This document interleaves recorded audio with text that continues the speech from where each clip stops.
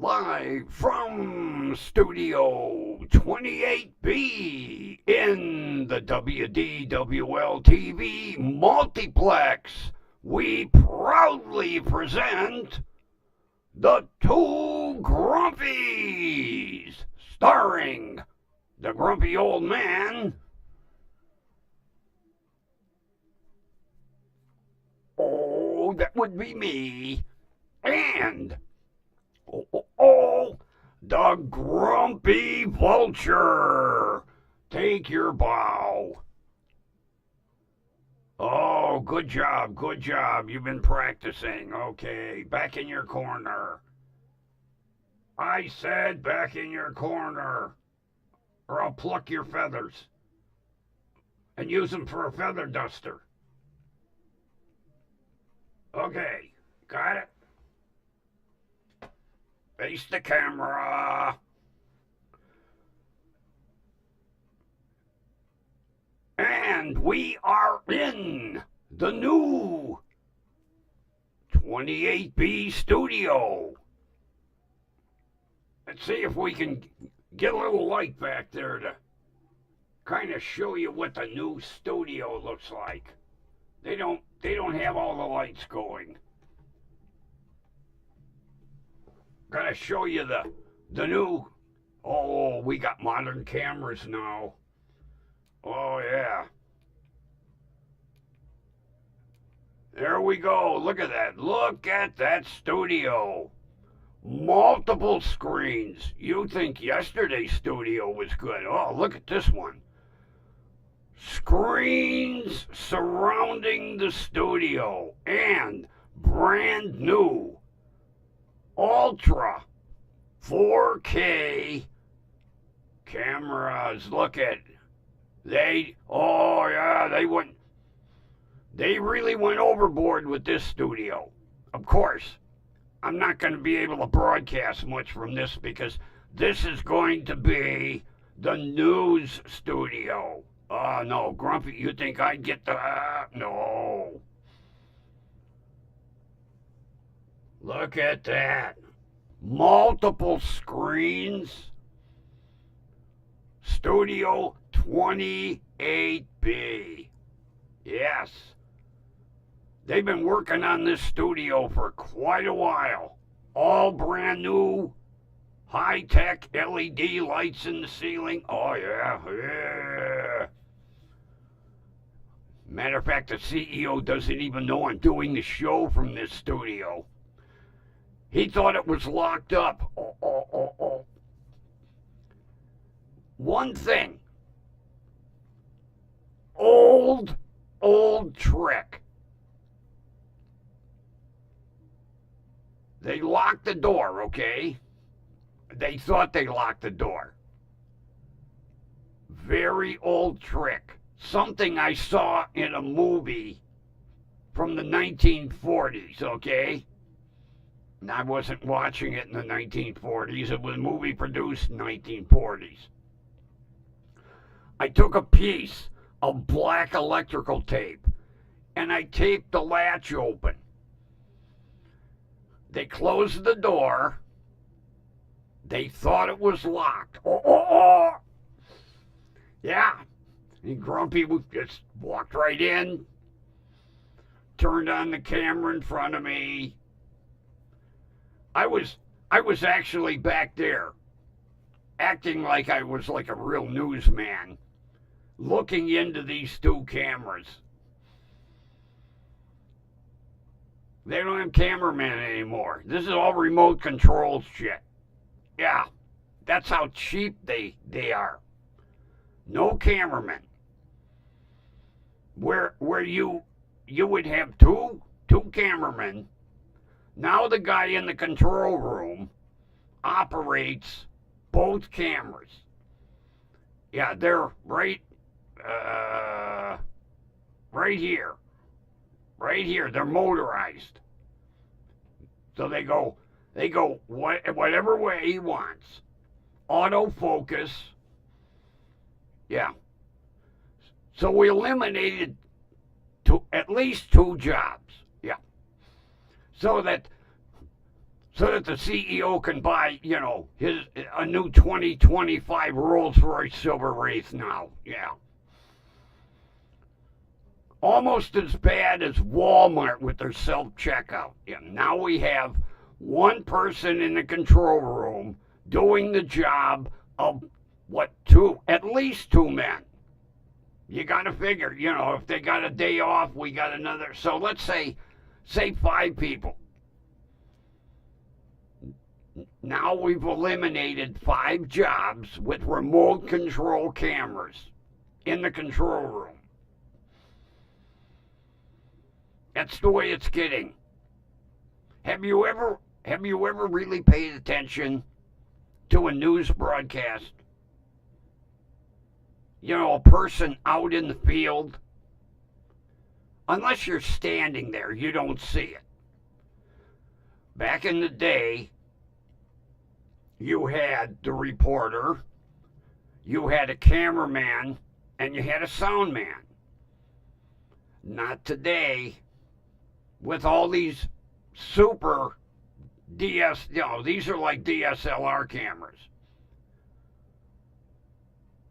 They send a reporter out with a camera. The reporter sets up the camera, uses her iPhone to check the focus and see if everything, because she's controlling the camera from her iPhone. Yeah. No more cameraman, no more sound man. She controls everything with her iPhone. Because you'll see during her report, during a live report, she'll be standing there looking into her cell phone. Well, she has notes on her cell phone about whatever she's reporting on. But she also has a little tiny screen, like the FaceTime, where in one case you got this little tiny screen. She's checking what she looks like in the camera. And she's also controlling the sound, or she has a wireless mic that she can control the sound on while she's reporting. Oh yeah, they've eliminated a shitload of jobs. Of course now, the reporter, when they go out to report the story, they're now the cameraman and the sound man and the reporter. Oh, I've seen it on YouTube videos. The person walks up with the camera on a tripod, sets tripod up, steps back, checks everything, then does the news story. Technology is wonderful, but it's also eliminating a lot of jobs. I had a friend back in the day. He was a mobile reporter for Channel 8. And he had a cameraman and a sound man. They rode around in one of them big vans with the satellite dish on it, because he did news stories wherever. If it happened in Columbus, they'd race down to Columbus. Not today. Now, they still have them big satellite trucks and a full crew to operate them. But when they have a local news story, they send the reporter out with a camera, go do your job. Take a look. You'll see on YouTube videos, sometimes you'll see where the reporter is setting up the camera and then walk around and stand in front of it and do the news story. Sometimes the cameras have a little monitor on top of them where this is the remote control unit up here. No, this is the microphone. But up here, it'll be a little monitor. Looks like a little cell phone. So that when they're filming the story, they can look in the monitor and see themselves and how everything looks. I mean, modern technology, it's wonderful. The advances that have been made. Unfortunately, these advantages have fucked a lot of people out of jobs. Sad to say.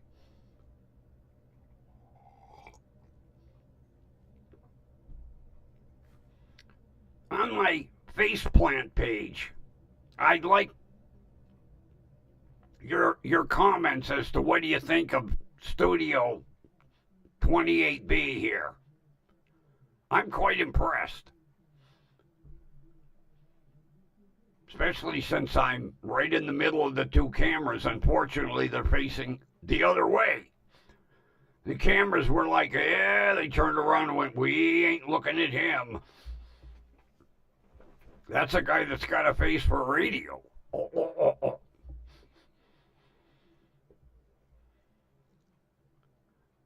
I just finished watching an interesting video.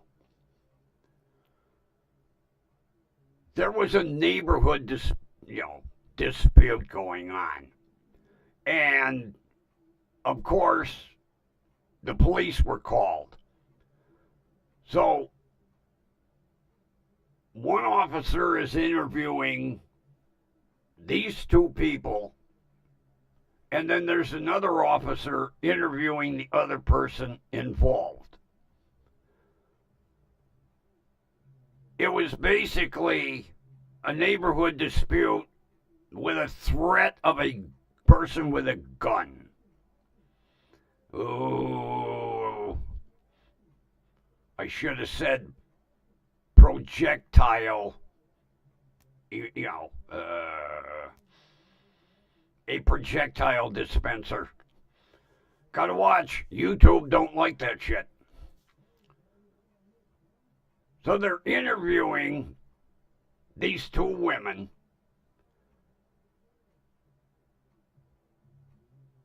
And they're like, oh, she started it. Her dog got loose and my front door was open and the dog ran in my house and I didn't want the dog in there, but I didn't want her in there. And finally, we were able to shoo the dog out. And I mean, it was a stupid dispute. Yeah, the woman left her door open. The lady next door lets her dog out. The dog runs around and runs up on her porch. She goes, hey, the door's open. There might be food in there. And the dog goes in the house. Now, the dog isn't a mean dog. The complaint was basically this woman's dog running loose and it ran into her house. Well, what they neglected to say, of course, when the woman come over to retrieve her dog, the lady's niece was waving around a projectile dispenser. Didn't point at anybody, just, look at, I got a projectile dispenser for your ass, So the police, taking down all the information. Now, the woman that owned the house, who was making the complaint, had no problem whatsoever, okay? Her hearing was perfect. Suddenly, when the officer came back from interviewing party number two, we'll say, the victim, and it was evident her niece was now in trouble for waving around this projectile dispenser, the woman suddenly had a hearing loss. The officer's talking to her and she's like, can you speak up? I can't hear you. The officer raises his voice a little. Can you speak up? I can't hear you. So finally, her hearing magically appeared when the officer said, if your niece doesn't willfully turn over the projectile dispenser, we're going to get a search warrant. And the woman's like, well, what's that? And the officer says, well, basically, we come in and we toss the fuck out of your house until we find what we're looking for. She goes, what do you mean? He says, just what I told you. We're going to toss everything. We're going to toss the fuck out of your whole house until we find it. The woman's like, I don't know what you're talking about. I didn't see no projectile dispenser. The officer said, the lady next door has it on video. She's standing right next to you. And you didn't see it? He said, come on, she's waving it around right next to you. The woman insists, I didn't see it. I don't know what you're talking about. So the officer says, okay, no problem. So he tells his partner, go back to the car and write up the search warrant. All of a sudden, the woman is like, oh, I think if you go talk to my niece, she might be able to tell you maybe she might have had a projectile dispenser. So they go to the police car because now they've got her in handcuffs. And the officer says, hey, one of two things here. You're going to willfully tell us where the projectile dispenser is, or we're going to get a search warrant. And the niece is like, well, I don't have no projectile dispenser. I don't know what you're talking about. The officer says, no problem. We'll just get a search warrant. Now the niece, playing dumb, also said, well, what's a search warrant?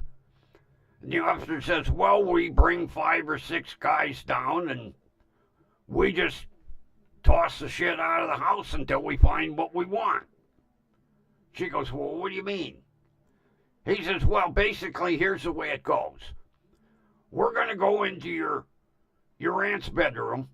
We're going to pull out a dresser drawer, and we're going to dump it on the floor and kick the shit around to see if there's a projectile dispenser in it. And we're going to do that with every drawer in the dresser. Then we're going to go to her closet. We're going to pull stuff off the shelf and shake boxes out. We're going to take clothes off the rack, search them, throw them around. We're going to flip the bed over, look under the mattress. We're going to flip the box spring. Basically, the house is going to look like a hurricane hit it. Suddenly, whoa! The niece, amnesia went away. She was like, oh, well, if you go upstairs, first bedroom on the right, you'll find it on the dresser, covered up with a towel. So they go up to the aunt who owns the house and says, your niece suddenly remembered she had a projectile dispenser. And can we have your permission to go up to the bedroom and retrieve it? And the aunt was like, no, I didn't see no, I don't know what she's telling you, but it's my house and you're not going in there. The officer says, okay, no problem. He tells his partner again, okay, go to the car, file the search warrant. Now, the aunt is as dumb as the niece, or playing dumb. She goes, well, what are you going to do once you get this search warrant? He says, well, like I explained to your niece, we're going to start upstairs first. You see, there's 2 bedrooms upstairs, your niece's bedroom and your bedroom. We're going to start with your bedroom. We're going to pull out the first drawer of your dresser.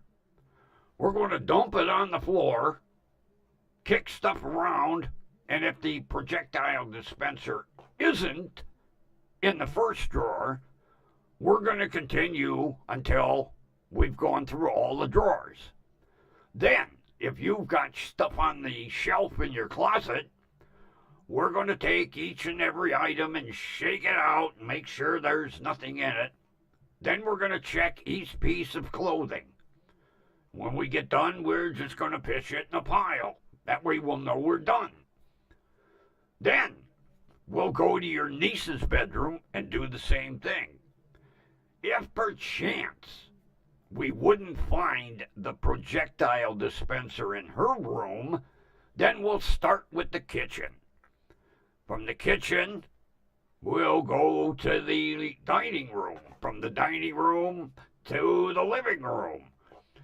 Suddenly, the aunt says, I'll let you go upstairs and look.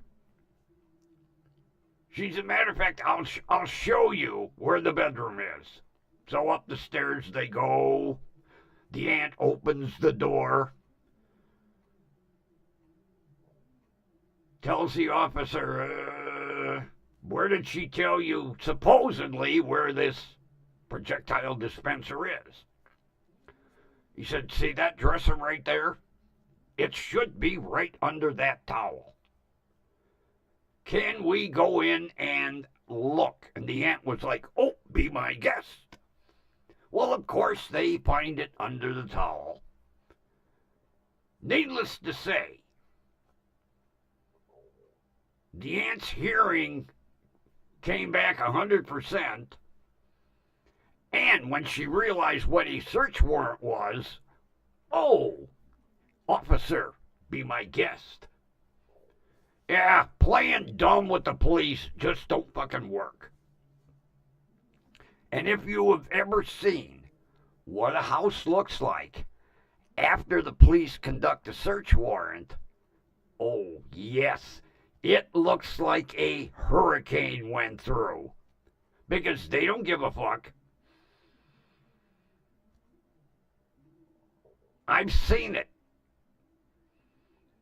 There's YouTube videos out there of police doing search warrants. They are not, not like Emily Post will say, They'll go through kitchen cupboards. Okay. I think they have fun. Especially like if they find a cereal box and they're looking for drugs.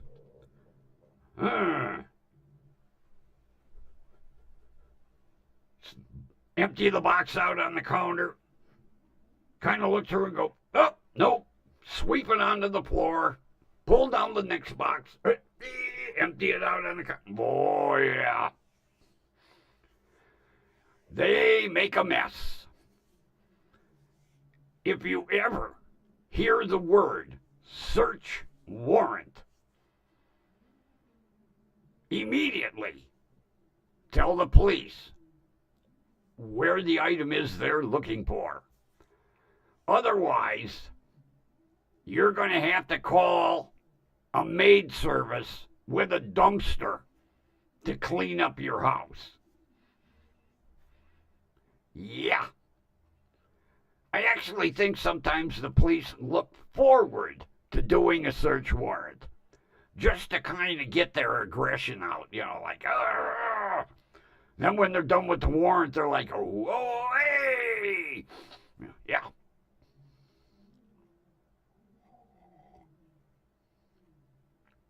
Oh,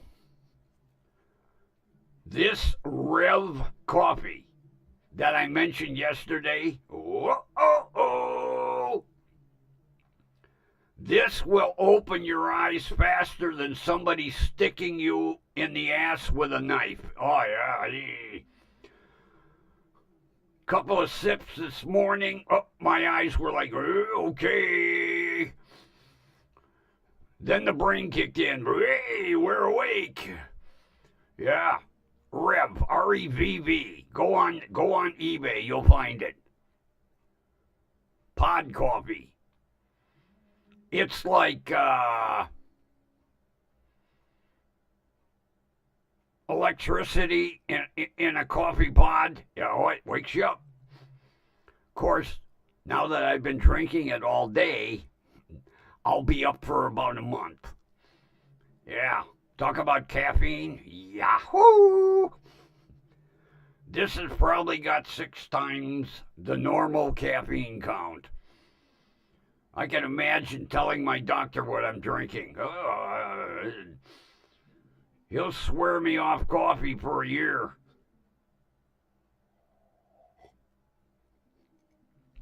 But, oh, it's good stuff. Mm-hmm. Rev. R-E-V-V. Or you could put in Keurig Rev for the Keurig pod machines. Yeah, I was looking at different pod coffees today because I'd like to get something that's just a little less in caffeine than Rev. And it's amazing how many different coffees you'll find. I didn't order anything yet. I'm trying to decide between a couple of dark roast, either dark roast or French roast. Folgers makes some really good, it's called French Silk. Oh, it's marvelous dark roast coffee. I'm a dark roast fan. I like a good bold cup of coffee in the morning. Needless to say, this Rev, it's like getting hit with a bulldozer. Whoa, you wake up in a hurry. But you wake up with a smile. And then you can't wait for the second cup.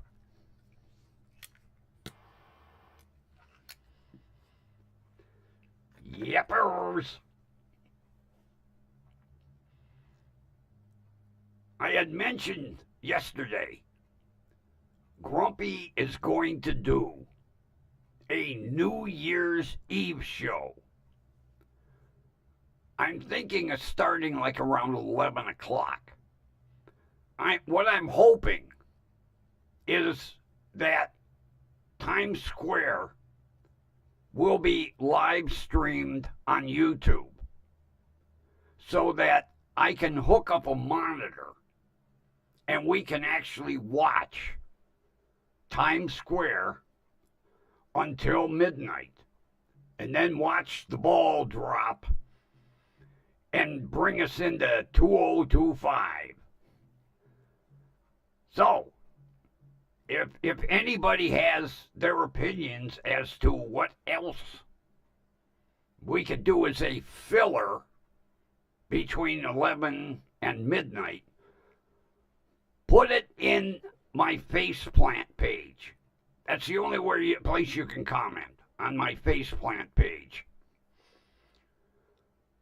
I mean, you don't want me sitting here just jabbering away for an hour, you know.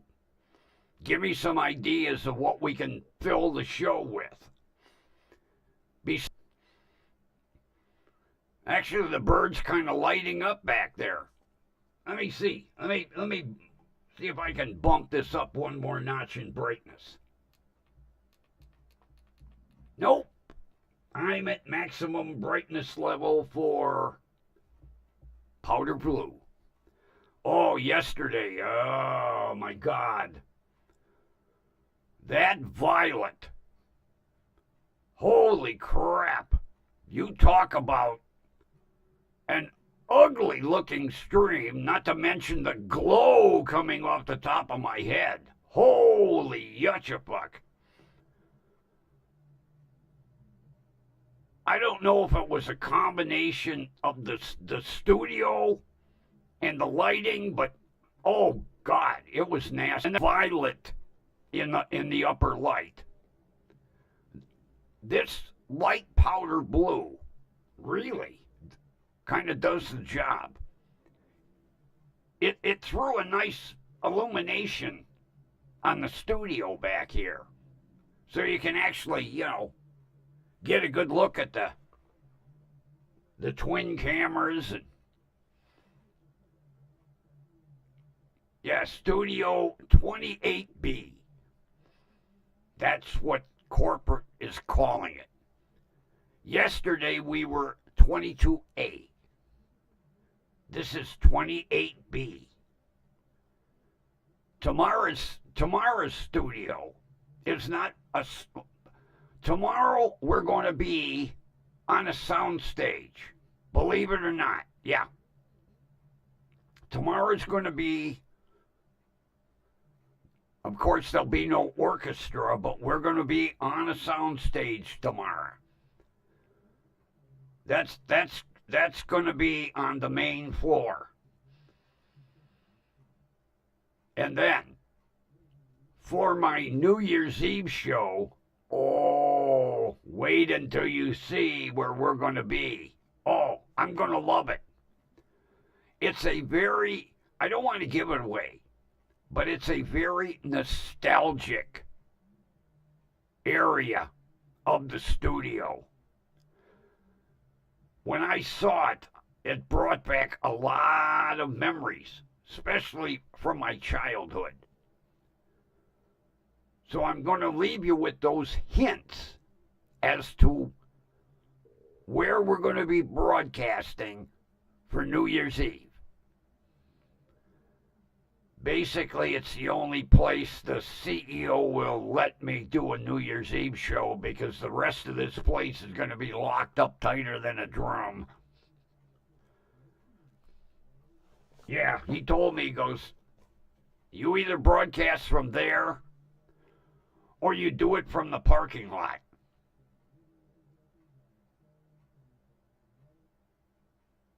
I said, parking lot? That's like outside. Are you going to put up like a hut for me? No.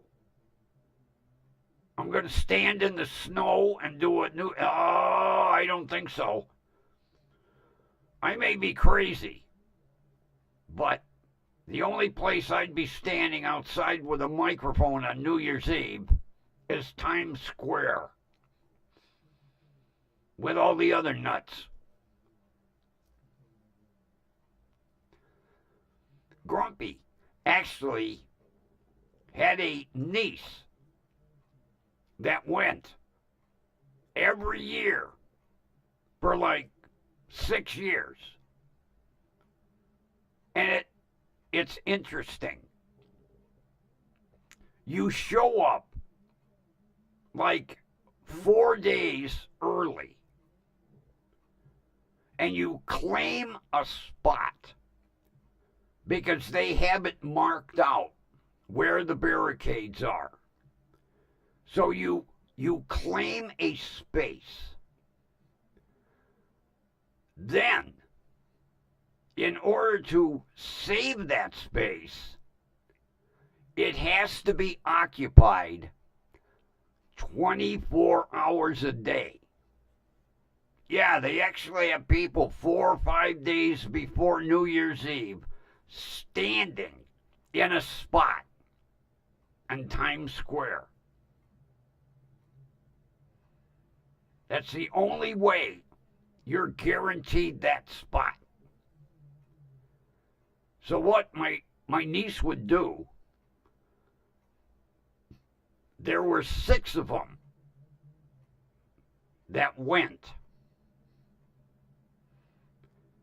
And they would work out shifts. And the first person would go down and stand in that space for so many hours, then get relieved. And then she would go up to the motel room and basically unthaw. And then when person number 2 would get relieved by person number 3, she would go up and unthaw. And all 6 of them took turns for 4 days until New Year's Eve. Then all 6 were allowed to occupy that area. Yeah. She did this like 6 years in a row. That's a lot of bullshit to go through, just to watch a ball come down, boink. Well, yeah, I mean, there's a lot of big celebrate. Oh, I mean, but you wouldn't catch Grumpy doing that. But yeah, her and 5 other girls every year would go to Times Square for New Year's Eve. And what they would do when they were getting ready to check out, they would prepay a year in advance for the rooms. I think they had 2 rooms. That way they guaranteed a hotel. And then they would guarantee their spot on Times Square. Now, every year they didn't get the same spot, but they were inside the barricades where basically, when they film, they have that platform where they broadcast from. New Year's Rockin' Eve and whatever, they have that scaffolding and the platform with all the cameras and all that. That's inside the barricaded area. Then you save yourself a space. But it must be occupied 24/7. Because if it's not, someone else can claim that space. Yeah, they go down like four days before New Year's. 6 crazy women.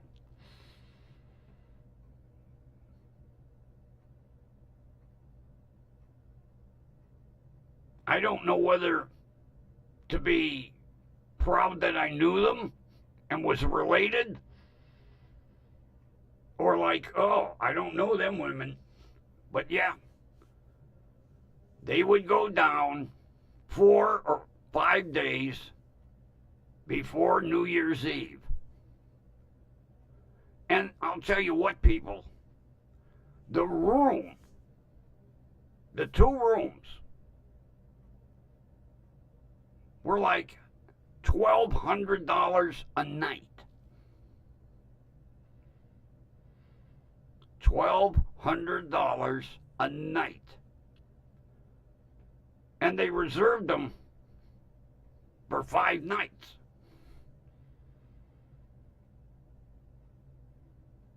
Would you spend that kind of money? Not me. I'm cheap. But of course, where is the main spot you want to be on New Year's Eve? New York City, Times Square. Because it's broadcast all over the world. And it's a tradition that goes back ages. I was going to look it up. I'm sorry. When they had the first New Year's Eve celebration on Times Square with a dropping ball. Now, I'm sure before they come up with the idea to drop a ball, they had some other. But yeah, if you want to be anywhere on New Year's Eve, It's New York City, Times Square. And you want to be inside the barricades, because those are the people that are basically seen worldwide. And people go, look at them assholes. Of course, I'm sure with the amount of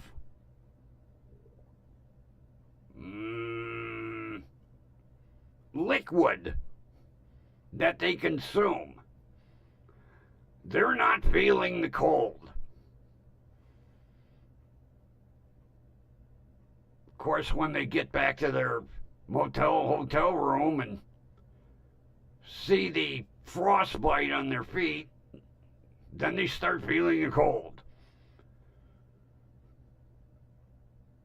And I think it's one of the only areas that time of year you can kind of legally consume liquids, if you catch my drift. She mentioned it. I can't remember I remember the first year they were going, and she told me what they were going to do. And Grumpy, very reserved. And she said, yeah, we're going down 5 days. We have to occupy a spot. I said, you go, what? I said, you guys are all fucking nuts. You're going to spend that kind of money to stand in a spot 24 hours a day for 5 days. Why, yes, Uncle Grumpy. I turned to their father and I said, I wasn't aware insanity ran in your side of the family. To which he looked at me and he said, Grumpy, get the fuck out of my house. Okay. And they did this for 6 years.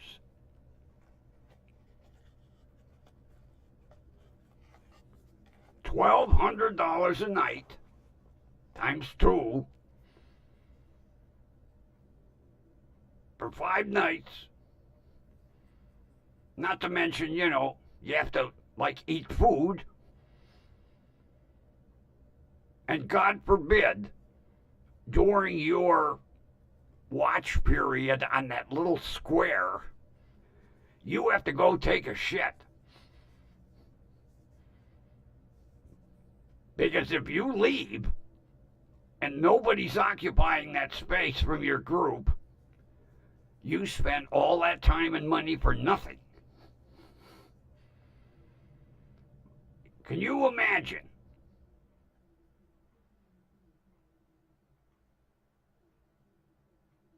Standing for 4 hours in a little square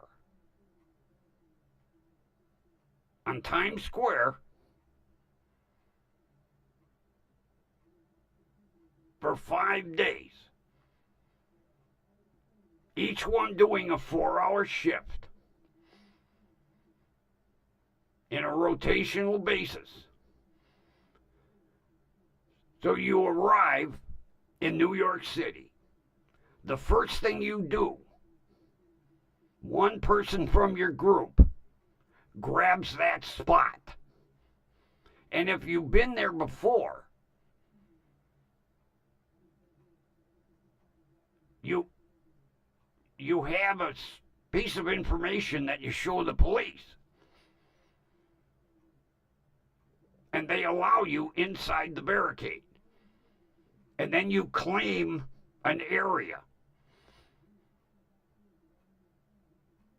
And once you claim that area, it must be occupied 24/7, no matter what the weather. Can you imagine a blinding fucking blizzard and you're standing there for 4 hours and you can't go anywhere?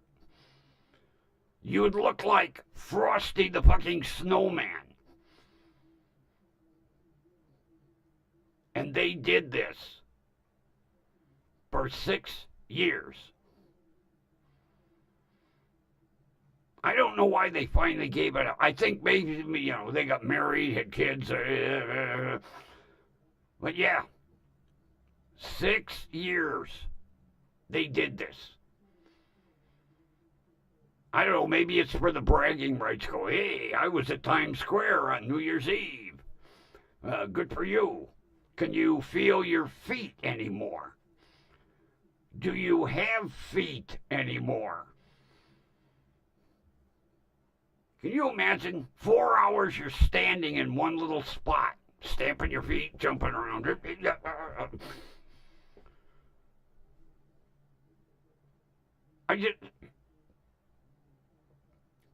They were all insane. They had to be.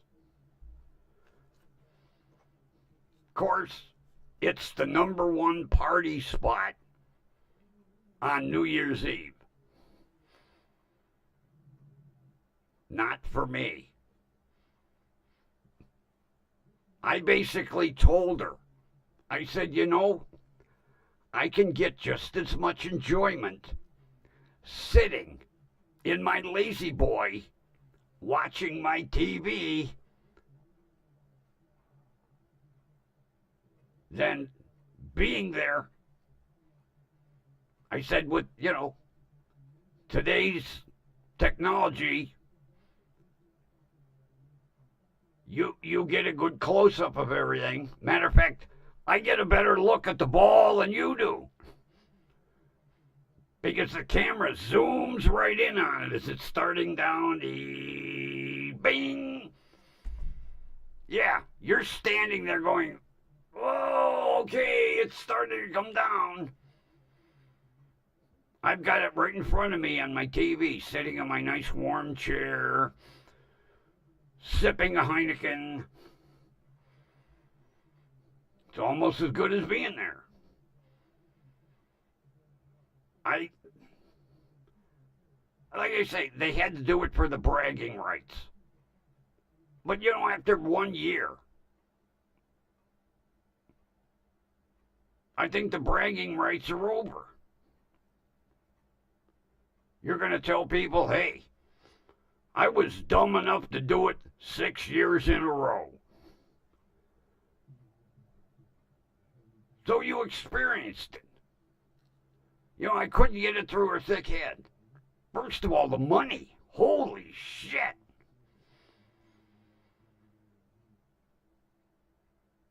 You got plane fare times 6, round trip,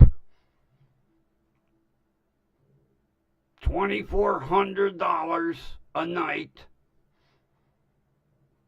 And food ain't cheap.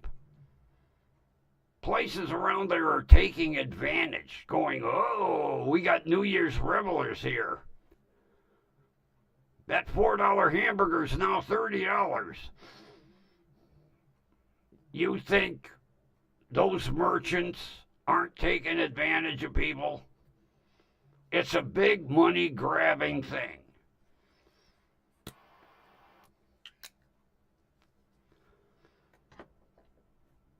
But they did it 6 years straight.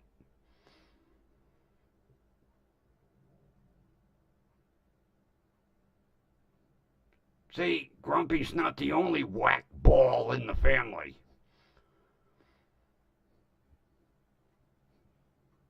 I cringe at the thought of what they spent. To me, it's a huge, after the first year, It's a huge waste of fucking money. All right, you sit there and go, hey, I was, tell your friends, I was there last year. Right on the southeast corner. All right, you did it. You have to go do it 5 more times? I can think of a lot better things to spend my money on.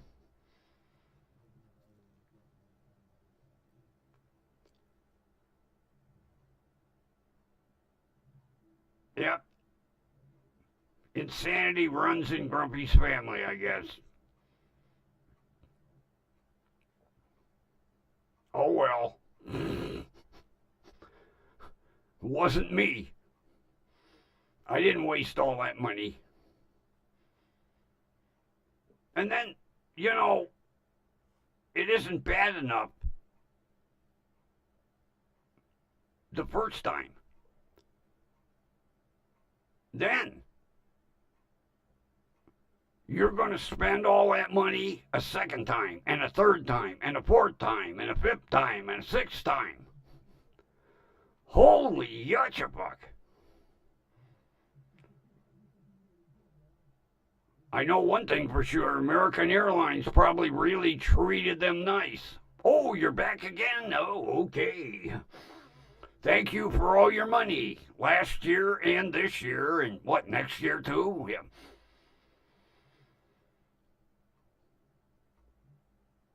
And I don't know if they drove to the airport. I would hope not. Think of what it costs for long-term parking. Holy shit. Because the airport's going to gouge the fuck out of you too. Everybody's going to have their hand in their wallet. But yeah, Grumpy had some whack-ball relatives. Yeah, my niece and 5 of her insane friends. And I can't, my uncle was a real staunch person. I can't believe he actually, although they were all adults, not much you can do. But like I said to him, I thought you raised her better. And then he told me again, get the fuck out of my house. Okay, can I at least finish my coffee? Then he poured it in my pocket and said, here, it's to go.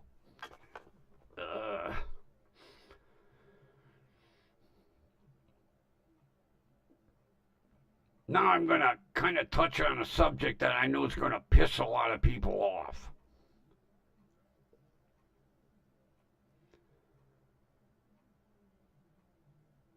There was a certain person, it's been on the news, that last night got the permanent nap. A lethal permanent nap.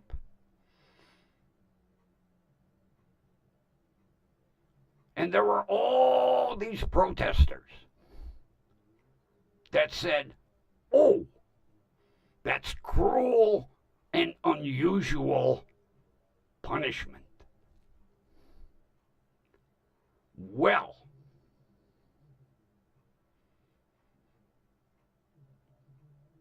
he took a military grade projectile dispenser and disposed of 4 people.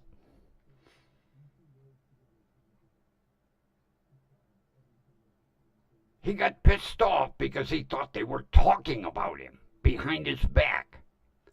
So he came in with this military grade projectile dispenser and disposed of all 4 people.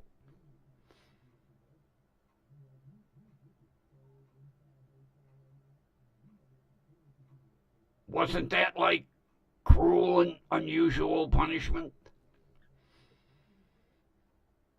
And then, 2 years prior, he disposed of his parents, but got off on a technicality. Yeah. Disposed of his parents, and they were like, so he got away with it. Then he turned around in 1999, or is it 97? May 22nd of 1997.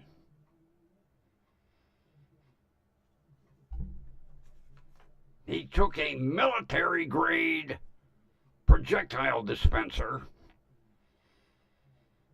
walked into a living room, and said, "You guys are talking about me behind my back." And then disposed of all 4 of them. But after disposing of all 4, he walked over to the neighbor's house and said, can you call 911? I just disposed of my 4 roommates, but I'll be calmly sitting on the front porch waiting for them. And then when he got disposed of last night, all these protesters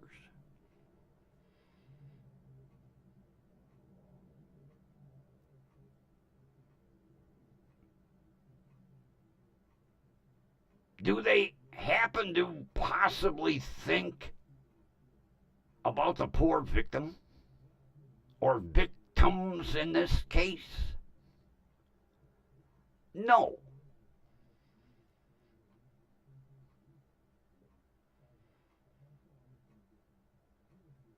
I just don't understand society. Maybe it's because I'm too fucking old.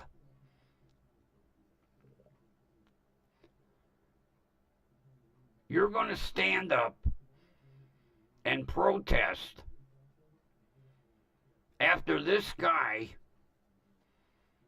who had no remorse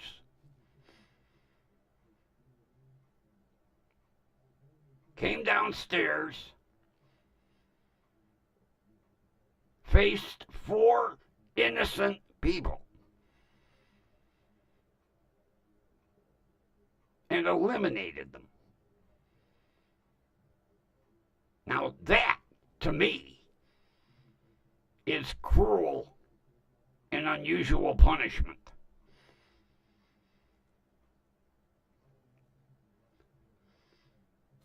You know, it's 2024.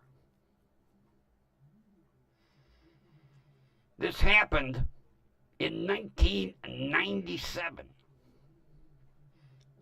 Look at the money that the state spent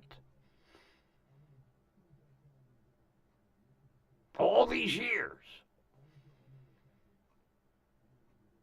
because, you're allowed 57, appeal processes. All these years, all that money that the state spent to house him, feed him, and whatever,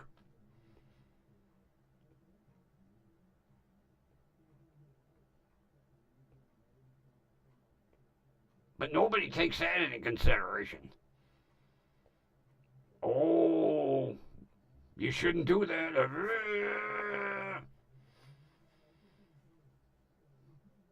What are we going to keep building more and more and more and more and more prisons? Yeah, it's employment, because you need guards, you need administration, you need everything else, but can we afford more and more and more and more prisons? And some of these, like the federal prisons, it's like Holiday Inn.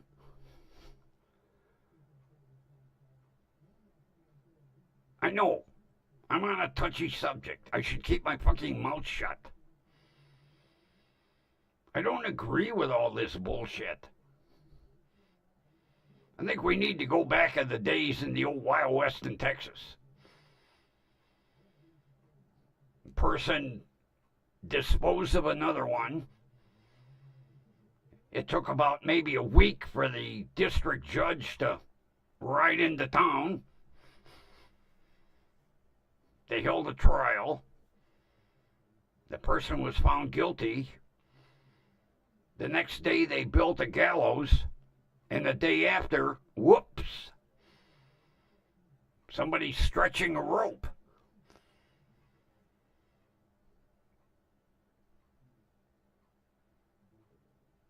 That was Texas justice.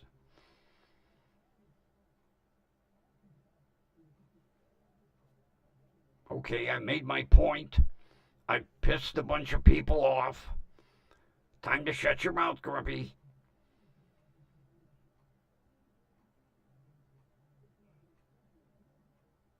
Just saying. And with that,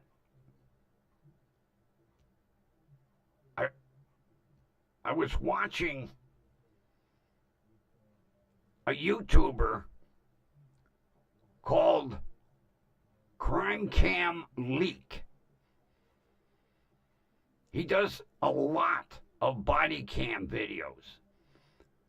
Publishes, oh man, I couldn't believe all the Ohio stuff he had published on his, but it's called Body Cam Leak. Check him out. Oh, has he got some interesting... Matter of fact, he had one that took place this summer up at Cedar Point. It was interesting to watch. Yeah, it was a couple that were having a dispute. And of course, it got into a shoving match. The wife shoved the husband shoved the wife. So the police show up, and of course, they interview both parties and then all the witnesses. So they arrest the wife. And the husband was standing there going, okay, she got what she deserved. Then the police came up to him and said, oh, by the way, would you do us a favor? And the guy was like, well, sure. Would you put your hands behind your back? Why? Because you're also under arrest. Oh, my God, did he throw a shit fit. She started it. He says, well, you're in an amusement park. You get into this confrontation. Now she shoves you. Did you have to shove her back? No. Not to mention, you were ultra intoxicated. So you're being arrested for domestic and public intox. He was pissed off that he called 911. He's like, I made the call. The officer said, well, thank you. We appreciate that. Yeah. He made the call, and both of them got arrested. I loved it.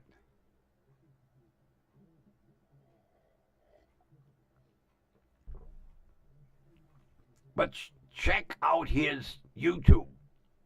Crime Cam Leak. Evidently, that was the only... Well, you got Crime Cam Watch. You got Crime Cam... Leak was probably the only thing he could come up with. But, oh, he's got some good stuff. Well worth watching. Just like Crime Talk. Check out Crime Talk. I'm not using his mug tonight because I needed a larger mug for the Rev. Yahoo! lightning in a cup. Like I say, I'll be up for a month, at least. Of course, I won't miss any good programs after midnight.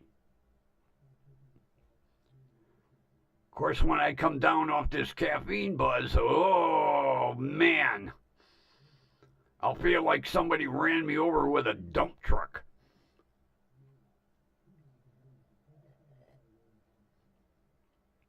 But it's so good I can't stop drinking it.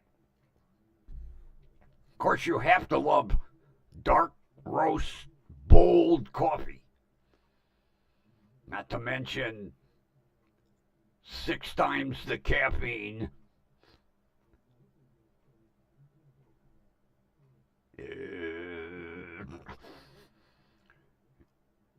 Yeah, when I come down off this caffeine bug, I'll need toothpicks to keep my eyelids open.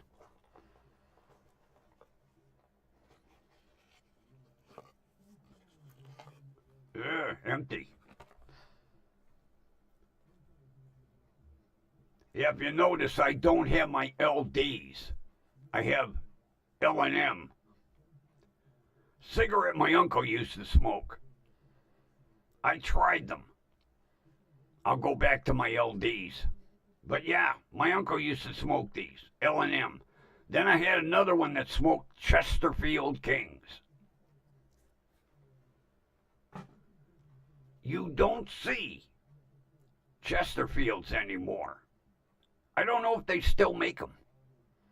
See, if a certain cigarette isn't asked for on a regular basis, the smaller smoke shops don't carry them unless you would request them and say, hey, I'll be in every day for a pack or every 2 days or whatever.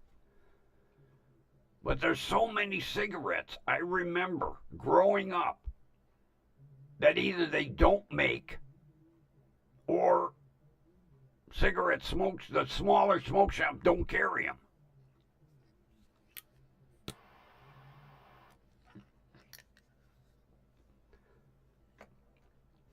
I was thinking, back in the day, we had Terrytons, Silvathins. Oh, I like that.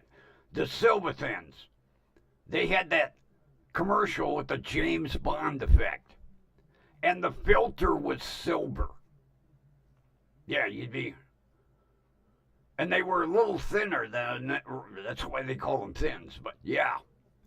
You'd see a guy look like a secret agent smoking a cigarette in the commercial. But yeah. Terrytons, Silvathins, Chesterfields, Old Gold. Oh, God. I had an aunt that smoked them, Old Gold.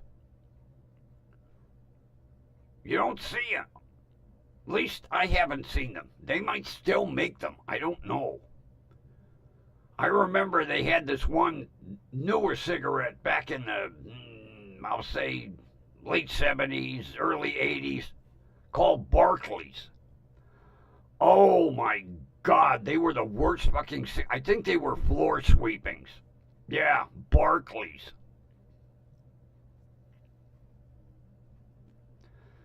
Then we had, I can't remember the name of them, cigarettes that were made out of lettuce. Of all things, lettuce.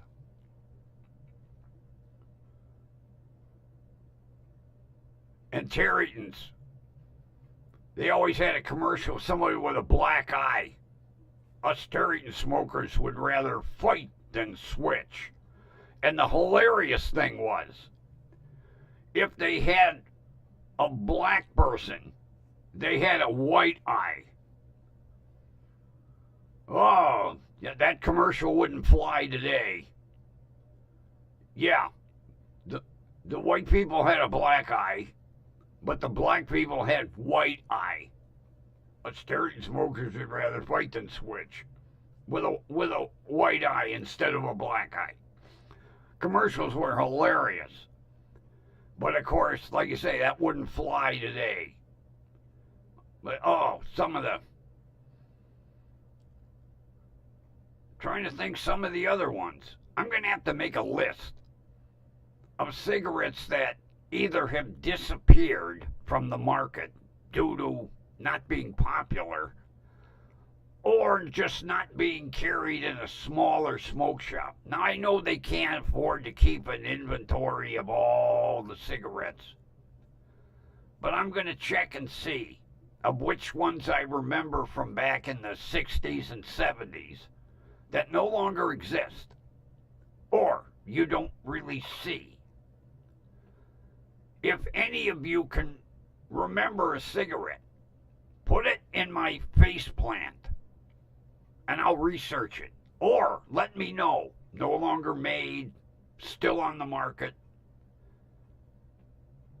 I know like L&M, Marlboro, I really don't understand the popularity of L&M.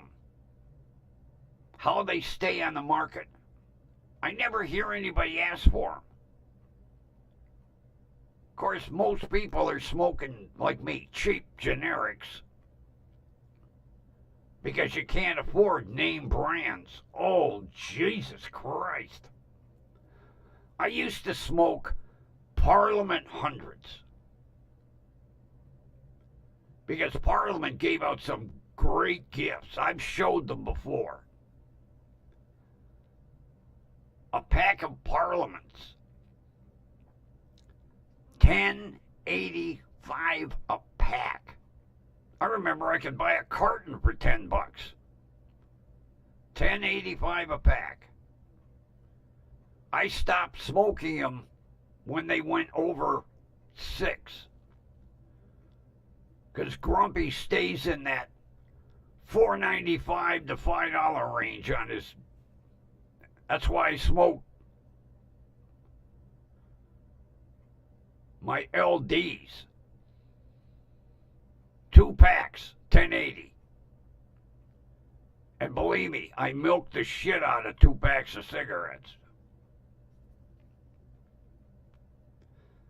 But when I see the price of like Marlboro, which are popular, Newports, Winston, although that's another one I don't really hear a lot of people asking for. I'll hear Marlboro or Newport or Camel. My father used to smoke Camel non-filters. Yeah. Needless to say, nobody ever bummed a cigarette off of him. And then I had a buddy. He used to smoke Marlboro Red Hundreds. But he always kept a pack of Camel non-filters in his other pocket. If somebody would come up and say to him, "Hey, Joe, can I bum a smoke?" Sure.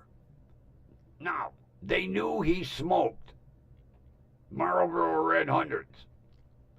He'd pull out that pack of Camel non-filters.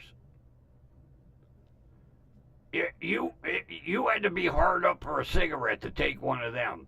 But yeah, he always had 2 packs of cigarettes on him at all times. If someone wanted to bum a smoke, needless to say, very few people asked Joe twice because they knew they weren't getting a good cigarette. They were going to get, and them Camels probably were stale as fuck too. But he always had 2 packs of cigarettes on him. And if you wanted to bum a smoke, you got the Camel non-filters.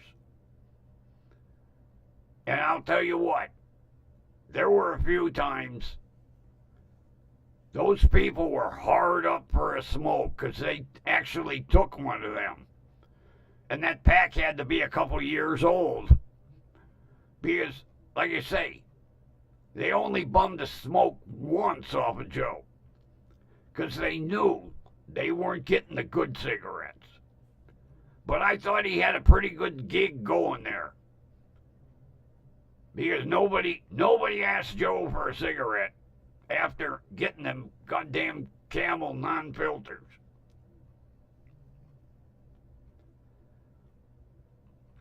And then I remember, you don't see a lot of this shit anymore.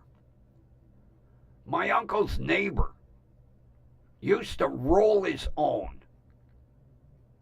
And you would go to the drugstore, and they had these little bags of tobacco with rolling papers inside of them. And he would take out the rolling paper, tap in enough tobacco, lick it. Yeah. You would roll your own. You would go in, and I remember seeing them on the shelf in the drugstore. A bag of tobacco with rolling papers. Same thing. I had a neighbor that used to chew tobacco. Old mail pouch. Yeah, mail pouch. You used to see a big variety of chewing tobacco. I haven't seen a pack of chewing tobacco in years. But yeah, it was amazing. Back in the day, before cigarettes were behind the counter, they would be right out in the open. You'd go to Gigantic Eaglet, and there'd be a display at the end of the checkout counter. You would go up to checkout. Oh, I need cigarettes. Here we go.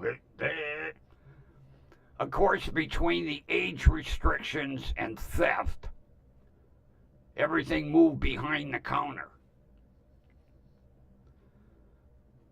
And pipe tobacco. My grandfather smoked a pipe. Prince Albert. It came in a can. Oh, he had hundreds of cans in his garage with bolts, nuts, and I wish I would have saved some because you don't see them anymore.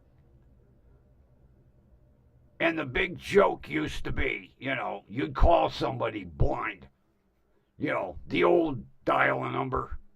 Do you have Prince Albert in a can? In the cigarette shop or drugstore, they go, well, why, yes. Well, you better let him out. You'd laugh and hang up. Or you'd call somebody's house and go, hey, is your refrigerator running? And the people would be like, oh, yes. Well, you better catch it before it gets away. Ha, ha, ha, hang up. Those were the days before caller ID. But, oh, yeah, when we were kids, the shit we used to pull. But, yeah. He smoked Prince Albert pipe tobacco, and it was in a can. I'm going to have to go on eBay and just see if maybe somebody has a Prince Albert can for sale. They probably want a gazillion. I'd like to have one just as a memento, because I never grabbed any. But yeah, for years, that's what my grandfather smoked, Prince Albert pipe tobacco. He had some neat pipes, too. I wish I would have he had a Sherlock Holmes one. I wish I would have grabbed it. I don't know where, it probably went in the garbage. He spent a lot of money for it. It was a neat. He'd lay back on the couch and rest it on his chest. Those were the days. Well, speaking of those were the days, I think it's time for me to microwave my Queechy. Oh, yeah, Grumpy made seafood quiche last night. Oh, God, was it good. I've got it for tonight, too. Yeah, I'm on a quiche kick. I found a recipe on food.net or something. Food.com, food.net. Easy recipe. Oh my God. If I can make it, anybody can. Of course, you cheat, you get the frozen pie crust, but nothing to it. Takes you about 5 minutes to get all the ingredients together and bake it for like 50 minutes at 350, and bingo, done. So, any of you quiche lovers out there, yes, real men do eat quiche. And so do fucking grumpy old men. Everybody's going, oh my God, we knew you were, oh, grumpy. We knew you had fucking screws loose, but today proves it. Yes, I eat quiche and I make quiche. Anybody want to argue about it?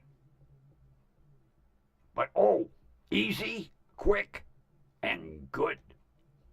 Good to the last bite. And the good thing about this recipe, you can use all kinds of varieties of seafood. I did shrimp and crab. Crab meat in a can. Those little baby shrimps in a can. Cheese, half and half. Eggs, 9-inch pie crust. If I can make it, anybody can. But I think it's food.com, maybe. No, I'm on it. Let me look and see. I printed the recipe for my neighbor. Nope, that's not it.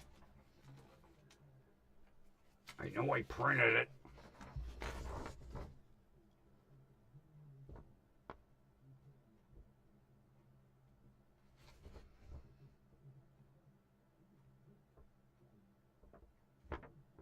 Easy seafood quiche recipe. Food.com. Easy seafood quiche. Food.com.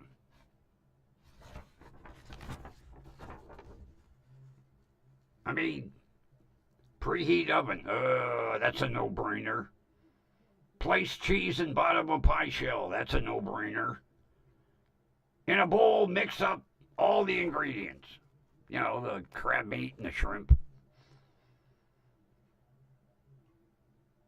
Then you put the crab meat and the shrimp on top of the cheese. Then you add the egg mixture gently. Pop it in the oven. 45, 50 minutes. Done. And it's only got what? 1, 2, 3, 4, 5, 6, 7, 8, 9 ingredients. You get your canned crab meat, you get your canned shrimp, 3 eggs, half a pint of half and half, salt, dry mustard, minced onion, pour it in a frozen pie shell. Easy. As a matter of fact, with that recipe, you can put in anything. I made one the other day, sausage and pepperoni. Oh, mozzarella cheese.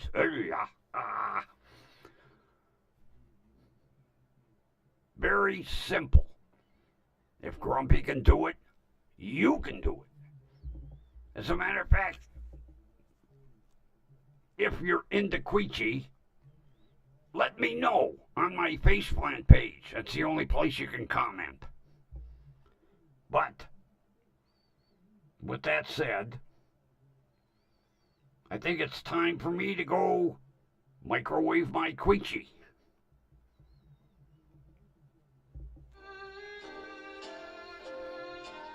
But we'll use our sign-off music.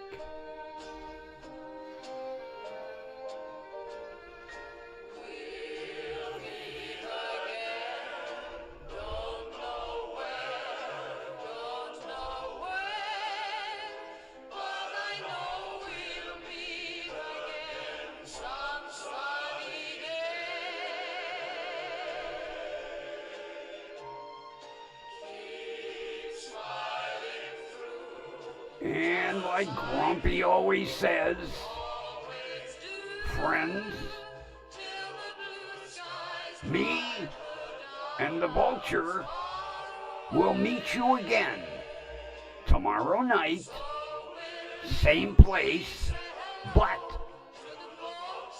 in another new studio in the WDWL TV multiplex. Yes, they're calling us a multiplex now. And with that, I bid you a good evening. And we will meet again tomorrow night. See ya.